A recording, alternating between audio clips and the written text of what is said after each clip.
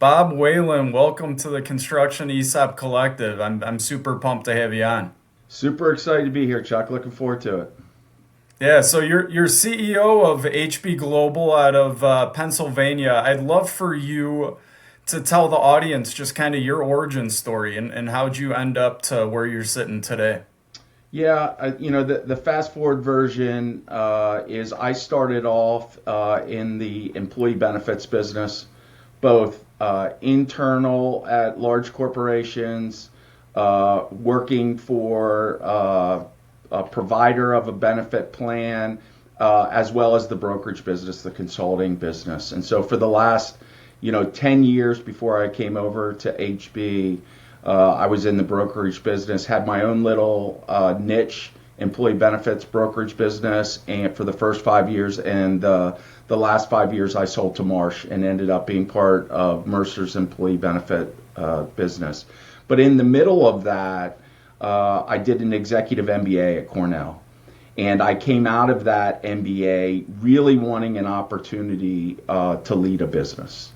And really with the thesis, if you ran it like a sports team, you got everybody running in the same direction, you could outpunch your weight. And so that's what we've gone about trying to do, over the last 18 years. Just a ton of fun doing it. Really excited about what we've been able to accomplish for the employee owners of our business and aligning everybody.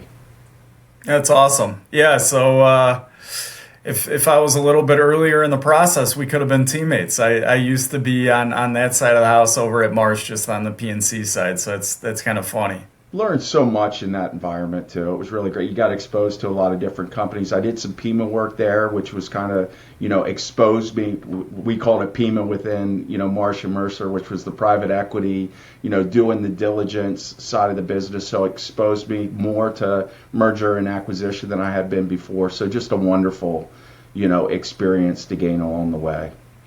100%. And so now you're CEO. When can you tell us a little bit about when did you guys go ESOP? Were you a part of the company when it became an ESOP? Did you come in after? I'd love to hear that story. Yeah, so I'm actually a very unusual story within the ESOP world is I bought a minority interest in HB McClure, which was almost a 100-year-old mechanical contractor in Harrisburg, Pennsylvania. I bought 7.5% of the business with a plan to buy the rest out from the third generation owner. And that was 2008. Of course, we were in recession and didn't know it. So you were watching the train coming at you. It was going to, run you over, which is the nice thing about construction is you can see it in your backlog about what's about ready to happen to you. And so I went looking for ways to fulfill my obligation to Bob McClure and make the deal cheaper, which led me to being a more tax efficient deal, which is where I came across the ESOP, and I had been exposed to it a little bit in my benefits experience, and lo and behold, it perfectly aligned itself with what I was trying to do culturally, was get everybody running in the same direction. And so unlike almost everybody else that's a founder or has a family business that they basically sell to the employees as part of a succession plan, I was the new leader of the business that came in and proposed this to our board of directors, that we moved the company to 100% ESOP. My board thought I was absolutely crazy, like what was I thinking? But I just felt like it would make the transition so much smoother for everybody involved. And I cannot say I envisioned what the next 15 years were going to be like at all. It was really about a solution that fit the time, but it's turned out to be my professional mission, and so everything I do now is really focused on creating value for our employee owners. That's awesome. And so what was kind of the biggest surprise? So you wrangle or rally the troops, get the board to buy in, then you guys go ESOP. What was kind of the biggest surprise that you just couldn't prepare for ahead of time, but maybe you would have done differently with the benefit of hindsight? Well, I don't know that I would do anything differently because of it, but the biggest surprise with the employees were like, Oh, yeah, what's the big deal? And to be fair to them, we had our first meeting, we announced it, people were interested. You get to year one, the average contribution we made to the plan in that year was $600. So like you can understand why they weren't, blowed over by the fact that they owned the company now. But as time has gone on and their values have increased dramatically, it's become, a really different thing. And frankly, getting people to appreciate the ESOP is still an everyday, part of what we do. It's way out in the future, and that's, not what the employees would prefer. So it takes a lot of work to get their buy-in. What I found is once the balances get up over $50,000, all of a sudden the take-up of it becomes a lot more dramatic. There'll be some people that'll, never really appreciate it until they get that check at the end, and then, I'm pretty sure that everybody's going to be happy. But, at $50,000, we really start to see, some take-up. And now we have 798 participants with over 100,000 in their account, and so wow, it's starting to have a real impact on people's lives. Yeah, it's real money. It's funny. It's ESOP's kind of a cult, right? From the outside, and people just think they're so skeptical because it sounds like it's too good to be true.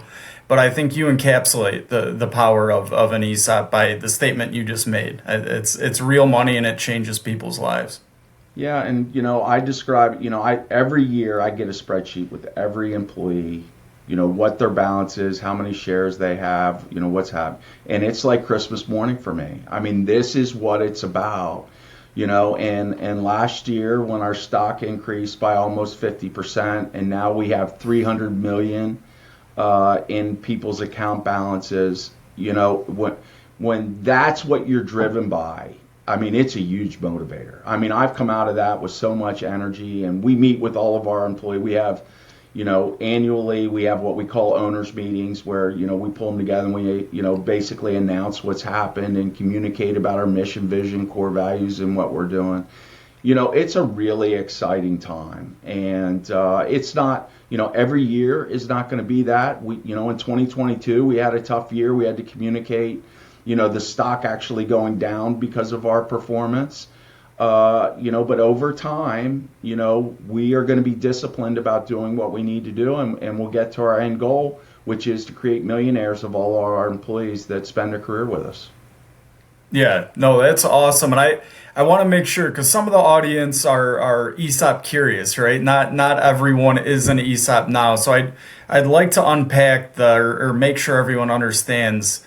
You said you have $300 million in ESOP balances across the participants. We do. And so, our strategy in large part has been to do a classic roll-up. So we have 11 subsidiary businesses. We've, done a total of 30 acquisitions. Some of those are bolt-ons to existing business. That isn't our, favorite mechanism to do because there's actually real integration that you got to do with those, and they're hard. There's a reason why a lot of acquisitions fail is because integration is really hard.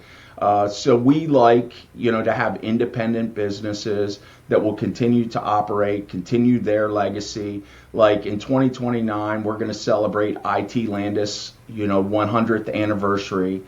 And so, that's really important to us. But the strategy of the roll-up has created a lot more revenue, a lot more profit. That profit gets valued higher than when you're a small company because it's less risky. One of the positive byproducts of what we've done is not only have we, diversified from a geographic standpoint, but we also diversified into businesses that we weren't in before. So when we acquired a business in Boston, we're now in life sciences. And so, we're doing lab work up in Boston, and that just happens to be slow right now. But when we were going through COVID, it was a huge part of the business. And so that's all what diversification is about. But we just keep on reinvesting, what we create back into the business. And, we wake up, 15 years later, we bought a business for a little over $5 million total that's turned into having an equity value of $300 million. And that's all for the benefit of the employees. It's not for some financier, out, in some big metropolitan area. It's right in our town. We've created over $200 million worth of value for Pennsylvania participants. And that's somewhat of a function of the length of time that the employees from Pennsylvania have been with us. We've also produced over $50 million of value in the state of Florida that stayed right in those markets where those businesses we've had acquired. We now have multiple businesses that there's more in individual ESOP accounts of their employees than what we purchased the business for when we originally purchased. It's just a really, it gives you a lot of pride in what we've been able to accomplish, for, the 200 or 2,000 employee owners of HB Global. Yeah. And I think that's just something that I want to stress, and obviously we're an ESOP, so maybe I'm admittedly a little biased, but numbers don't lie, period. And I don't want to throw shade at private equity. I mean, it's fine and it could do good things, but the end result is that capital ultimately flows up to the top, and they have to continuously turn it. Every holding patterns are longer now, but historically every 5 to 7 years they have to have the liquidity event. And let's say it's during a downturn. Then maybe they get a cut because a dollar saved is a dollar earned, because they need to get that return to the shareholders and the top people. And your business is just proof that the wealth is shared. It's the ultimate version of capitalism. It's everybody has a seat at the table. They're getting their lives changed. And then to your point, the local community, the money stays there.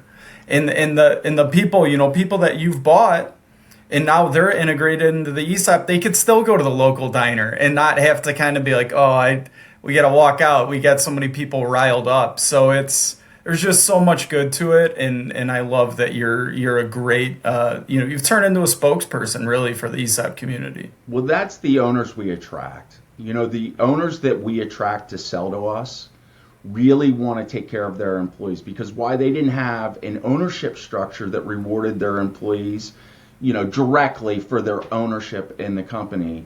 They did care deeply about their employees and recognized that their employees made this happen with them. They couldn't have done it without their employee base. And we give them a platform where they can not only get their liquidity off the table that they now need, for their retirement, which is, almost universally what the owners that are selling to us, need to have happen. But they're taking care of their employees, through the ESOP plan going forward. And like I mentioned, these employees end up having, more value than what the company was sold for when they did as we get out. IT Landis is 11 years since we bought them, and they have 2 times, what we bought that company in their ESOP accounts for those employees. And what continues to surprise me is how many of these owners take a chunk of the purchase price and bonus it out to their employees on their exit too.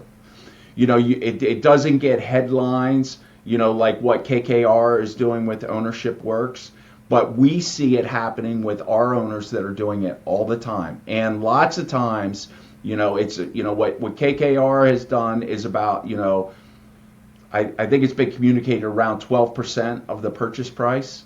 We've had owners that have bonused out 12% of what they get all the time. And nobody's writing headlines about it, but they're doing it, down, at Main Street. And we have given them a vehicle to take care of those employees as we go forward. And, I am absolutely a capitalist. I believe in capitalism. I believe you should get a rate of return for the risk you take. But I also believe, probably because of my upbringing, my parents were blue-collar workers, that you should share in that upside for the labor that has to do the work. I cannot do everything that our 2,000 employees do. I can't do it without them either. I can't do it without capital, and I can't do it without the labor that does the actual work. And so we're all in this together. It's a team. It's one of our core values is about team, and we believe it in our core, and we execute on it. And we're going to do it through our actions. No, 100%. And that reminds me, so you also have a podcast. In the last episode from a couple weeks ago, the gentleman was saying just that when you got to the table before the deal closed, the original owner, set aside a generous amount to all of them. And they're like, hey, we were rooting for the closing as much as everybody else. Yeah. And he was also, the other part of that podcast is he was skeptical about this. He thought it was too good to be true, and we spent in a lot of different formats, talk about what we're doing, why we're doing it, and how we're doing it. And it is so important to us that we actually execute. Like, no kidding around. This is what we're about. And we get so much feedback from owners that have sold to us, that what you said is what we do, and we make our owners available to. We have not been 100% successful, by the way. We had a failure in Phoenix, and we're very open about that. This is not a guarantee. This is still, really tough business to be in. And, we're going to do everything in our power to make it happen, but it's not a guarantee of success. While we've had a lot of success, we've had our failures too. We're not perfect, and we don't portray ourselves as being perfect. But we let all those voices to be known to the owners because we want them to make the best choice for them. And frankly, we've had a number of cases where the owner that we were talking to buy decided to go to do their own ESOP. We give a ton of autonomy to the businesses that sell to us, but it's not 100% autonomy. There's financial reporting that you've got to do so that we can do our job. And if you're looking for 100% autonomy, do the ESOP yourself, and we look at that as success too. Yeah. Because maybe they learned about ESOPs because of us and said, well, we're going to go about doing this too. And it's so exciting for us, that when we don't get a deal done 6 months down the road, you'll see an announcement out there that they did their own ESOP. Success, period. 100%. And so, like you said earlier, Bob, it's over 30 acquisitions at this point. Can you walk us through kind of the beginning stage, the first couple, to where you're at now? I mean, you're a systems guy. I'll never forget when I saw you on the M&A panel with, I think it was Chartwell and the ESCA Leadership Summit in St. Pete's in February. I mean, you're sharp. You're systems, you're numbers driven, you know what you're doing. But I have to believe the difference between your first or second acquisition and your 30th, you've come a long way. So can you share some of that? I got some great stories for you there. So first of all, it's not like I got into this and had this vision that this is what we were going to do. Obviously I wasn't afraid to do an acquisition because that's how I got into the business, to start with. In essence, put an acquisition together for me to be the leader of H.B. McClure. But then part of our business is residential service, and we had a small oil delivery business, and oil delivery is dying. People don't put new oil boilers in their houses, and no new house has oil. They use some other mechanism. And so those businesses are dying. And just like a lot of others, that you have all these owners that are retiring out. And so we started buying these businesses because it essentially was just a cash cow. You were buying it and running the business out. And so we started out doing acquisitions that way. And we did that. The first major one we did was IT Landis. That was, now, coming up on 12 years ago. And we made so many mistakes. Like, first of all, we forgot, and I can't believe the bankers, didn't pick up on this too. But in our projected balance sheet, we didn't put the current portion of the long-term debt in the working capital. Well, working capital is incredibly important for a construction company relative to bonding and all kinds of other things. And so just thank God for us, the first one went really well from post-transaction performance standpoint, that we figured that out. We fixed that. We made so many other errors. I talked about the failure in Phoenix. That was really a failure, and we had the information that the succession leader was not a good fit for leadership. And we knew it and started to read our own press clippings and believed, that we could bring them around to be able to do it. It didn't work. Then we put in, we're not equipped, just like Warren Buffett talks about not being equipped to have leaders put in. We are not equipped for that, but we did the best we could. We had a good young, potential leader, but he wasn't really ready yet. And so that didn't go well. And by the time, and then you throw in that they were doing the chip factories out there and pay was going up by like 100%, like overnight. It was a disaster.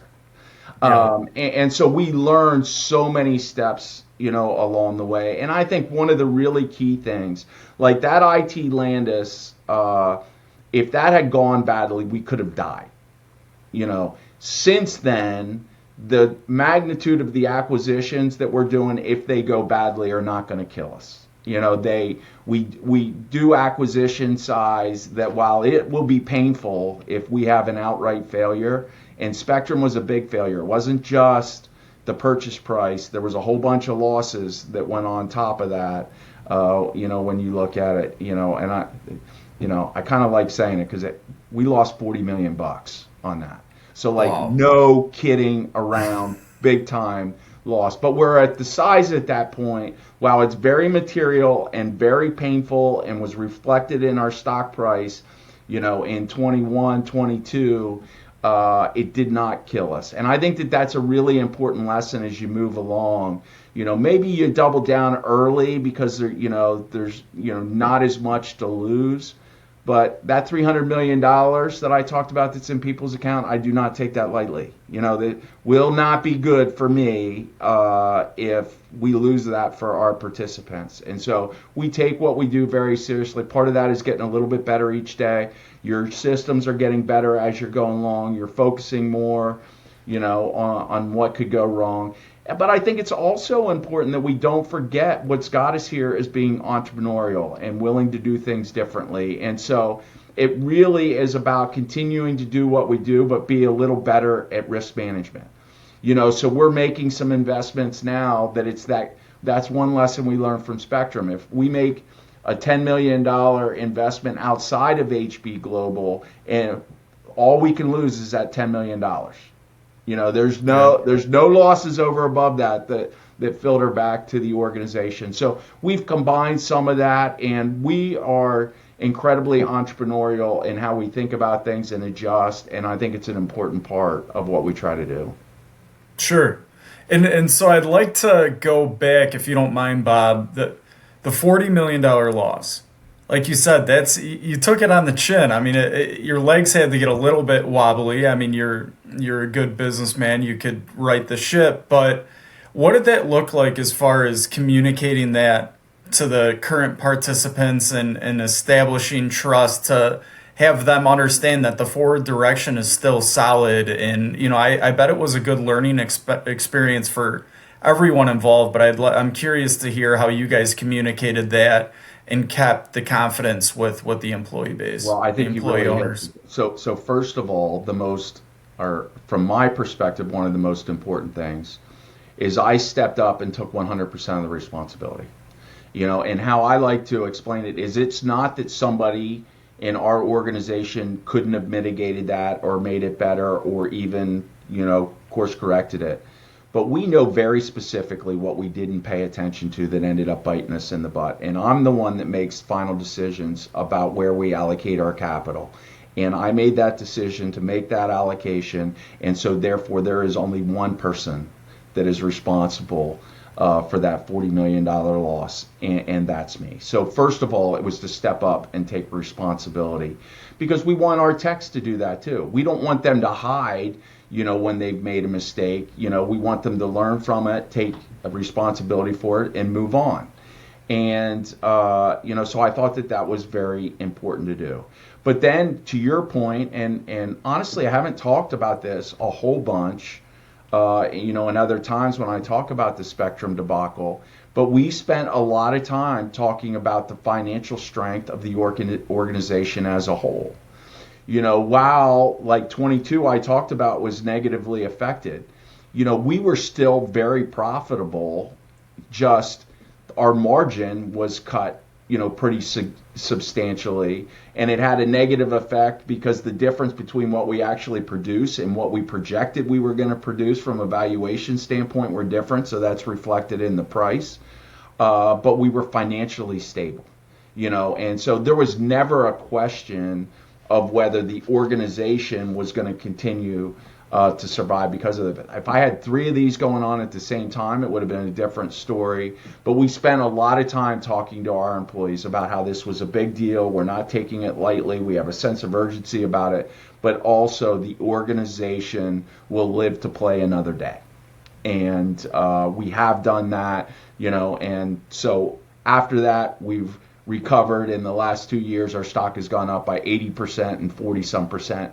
And so you see that we now have a story around this too. And believe me, I'm talking about the fact that our stock will drop again someday. This is not a straight line of success. This business is hard, whether it's self-inflicted or whether the market just makes it very difficult to achieve what we're achieving today. That's one of the things that people miss out on value is really, it's not that your organization is suffering to where, it's not doing as well as it can do. But if it drops from where it was before, it's going to have an effect on the value of your company.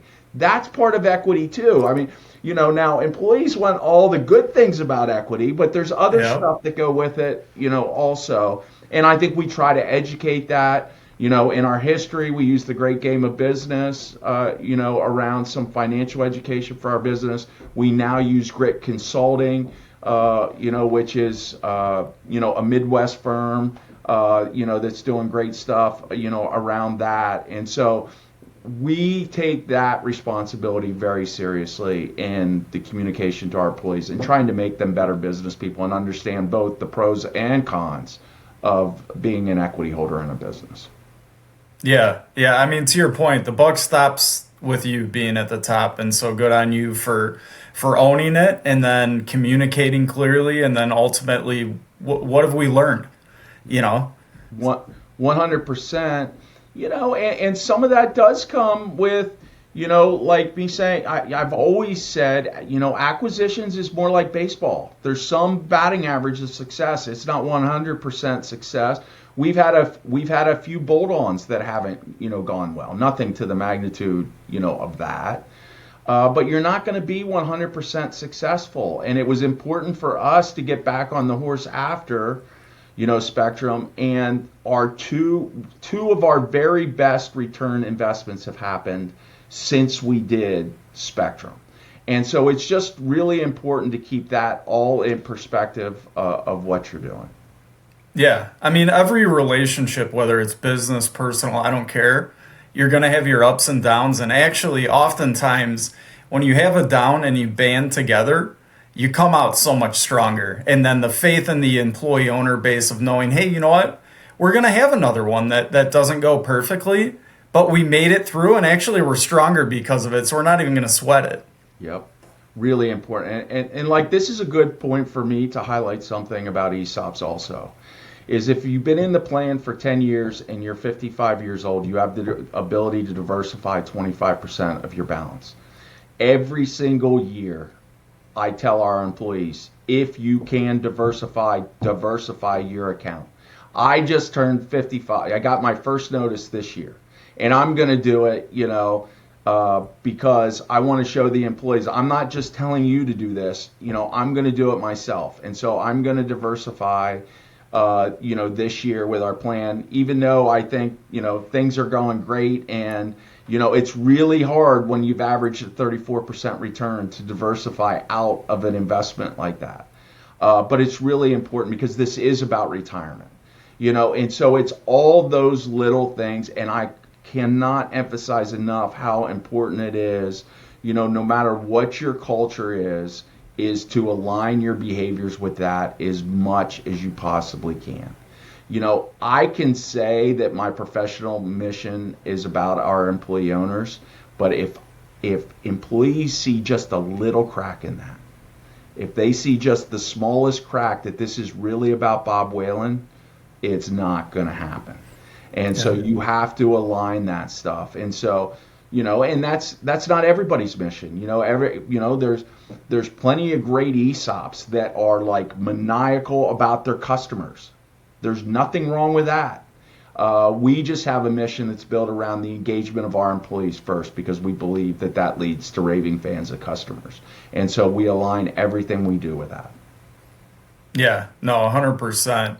And so I'd like to transition, going ESOP, it's not easy, right? It's a big undertaking. You have to have a certain level of EBITDA to even, take on the frictional cost of hiring the different advisors. Yeah.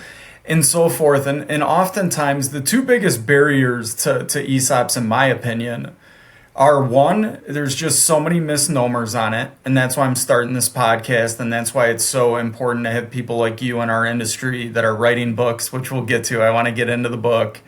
So that's barrier one. And then barrier two is they're just like, hey, it's too much headache. You're still running a company. PE comes along, or a strategic buyer, and they're like, it's just easier. So I'll just go PE or strategic buyer. And I think if someone's not going to do their own ESOP, and of course the numbers have to bear out. I want everyone that starts a company, whether it's they started it or their great grandfather started it, they deserve the liquidity event in that wealth, 100%. But if it could be close in an ESOP transaction and there's tax advantages and so on and so forth, you got to at least try it out.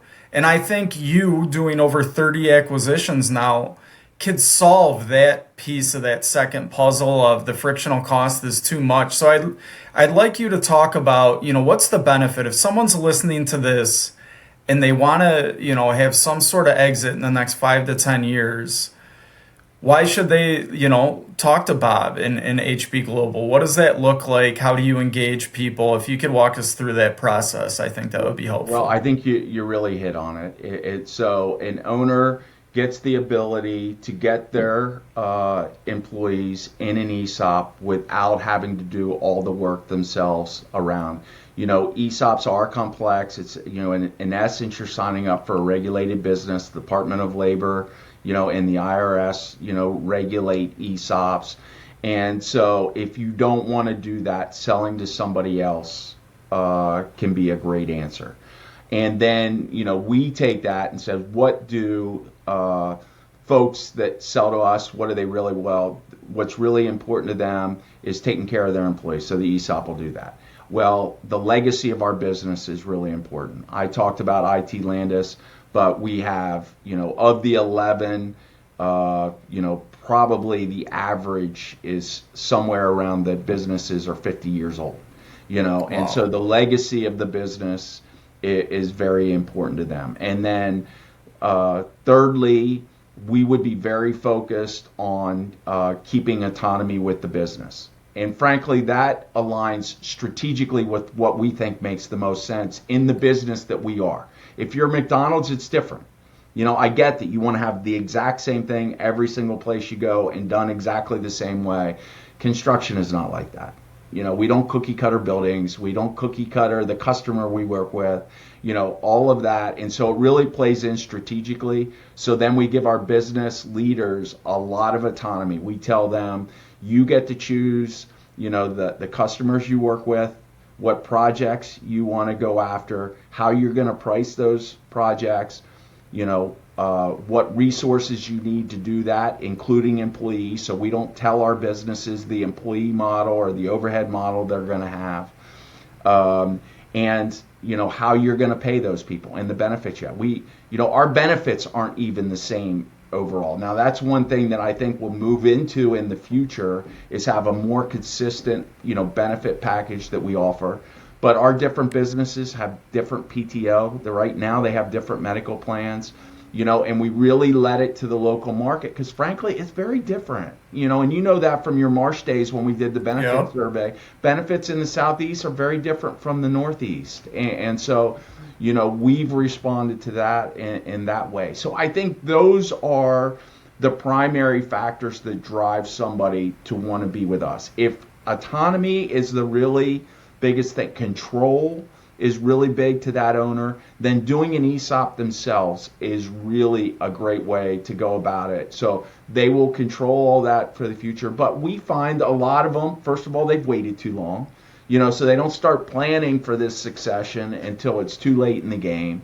And then it's just easier to give it to, and I think it's fair to say we think of ourselves as ESOP experts now at this point.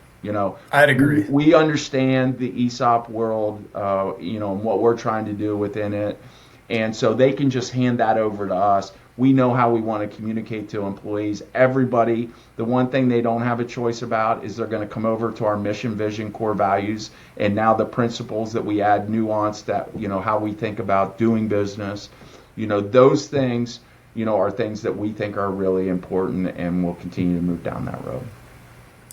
Yeah, I mean, you're kind of striking on most things that are important to businesses, especially blue collar businesses. And I'd like for you to highlight one or two deals that they sold to you guys, they go ESOP, and they were maybe a 15 or 20 or $50 million contractor, and then 10 years post acquisition, now that same business unit that's still operating more or less autonomously, but with the horsepower of HB Global and the business acumen, they went from 50 million to now 150 million or whatever it is. I'd like to highlight one of those. We have a great example of that. Nash Plumbing and Mechanical was that. And the story behind Nash Plumbing and Mechanical selling to us is Cliff Nash, who was the owner, the second generation owner of the business, basically had a health scare related to the pressure from the business. And this business is really hard on owners. And so he came out of that, and the doctor basically said, you can either, reduce your stress by figuring out how to deal with stress, or you need to get out. And he couldn't do it. He just couldn't make himself do it. So he decided to sell. And part, right in line with what you said, they're a, $45 million volume business. And really the main thing we did for that business is we just opened them up to take more risk than they did in the past. And so now you fast forward, it's been, 8 years, and from a $45 million business, they're now doing over $100 million of business. They have a $140 million job that we're doing, right now, which fits fine for us to do that side. We're doing the Federal Reserve building through another one of our subsidiaries right now. That's a $140 million project. Those are size projects that we could do that they just would not be able to manage from the bonding capacity and all of those things. And I think that that's a big part that we've been able to add to the businesses as we go along. And again, it's not like I sat back here 10 years ago and thought, boy, we put these businesses together and all of a sudden we'll wake up and, we're going to be, one of the contractors on the Federal Reserve building that's building, digging multiple stories under the existing building and doing, all this exciting stuff. It happened just as an evolution to what we were doing. I think that's huge, and I want to highlight that because in construction, if it's bonded work, without your bonding line, you're dead in the water. And so a lot of contractors go out of business not because they run out of money, but because they'll have a surety claim and now they can't get bonded. And so again, they're dead in the water. And so to be able to get the liquidity event, right, get taken care of, the sell to you, but then also now they have this insane balance sheet that could tap into jobs that would have taken them best case 20 years to work towards, or worst case, bet the farm, fail, and now everything went to zero, not only to them, but their employees. And now with the growth, they're making more money than if they stayed independent. And a lot of times, if they just stayed at 50 million. And I can't even imagine, let's do this again in 10 years and see where they're at. It's pretty cool. It's been really fun. And honestly, that's one of the detail stories behind the scenes. When we put that bonding package together, when we acquired Nash PM, that was no, slam dunk. This is, this is one of those things that talk about, losing sleep over. I mean, getting that pulled together.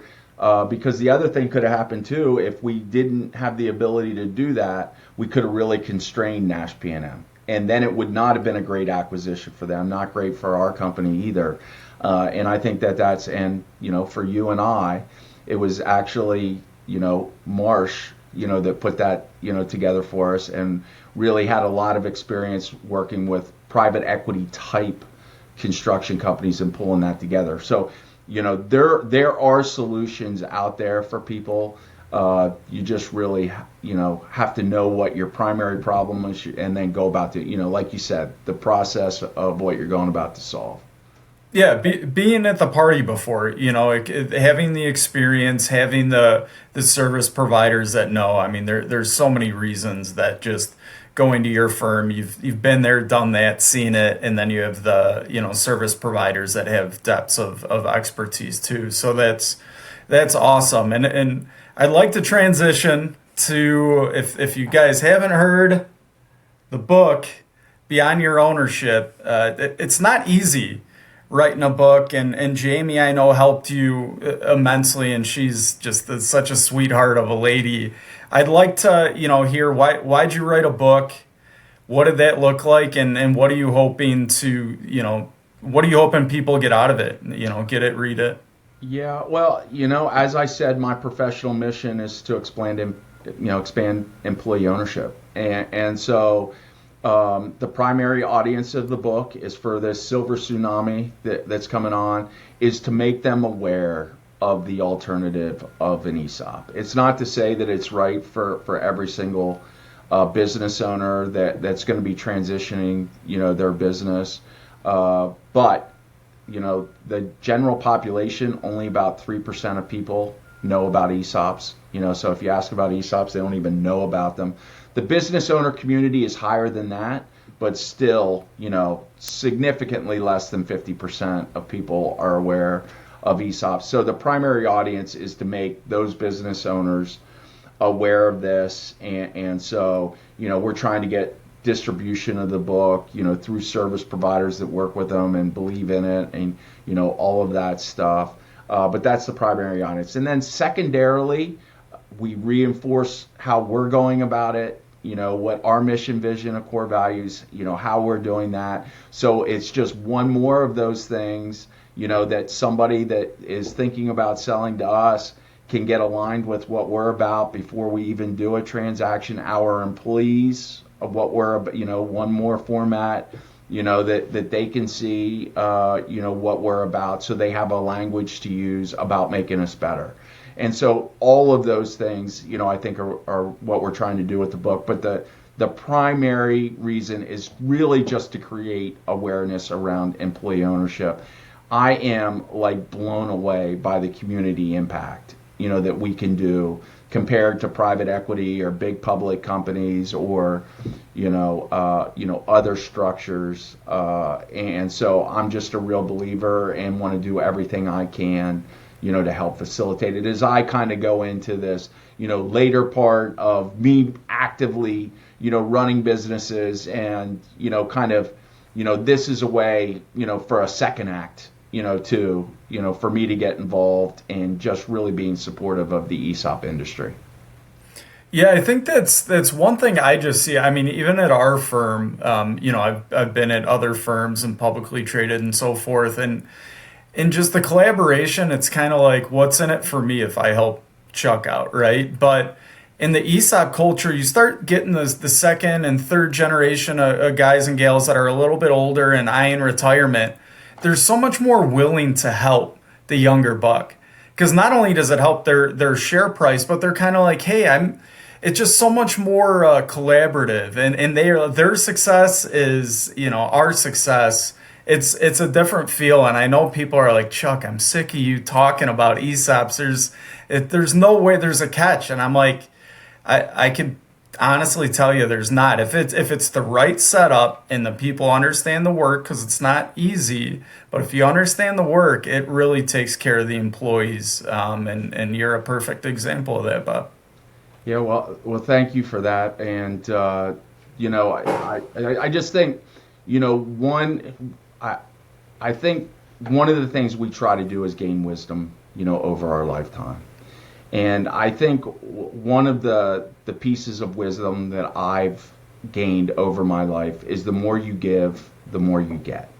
And if you can just buy in to doing the right things all the time, that's not to say that you won't be taken advantage of at some time, or that you put some effort forth and the person you're dealing with, it's all about them, and they're not only not doing what's in your best interest but working against you. Those things all happen, but it's all what you focus on.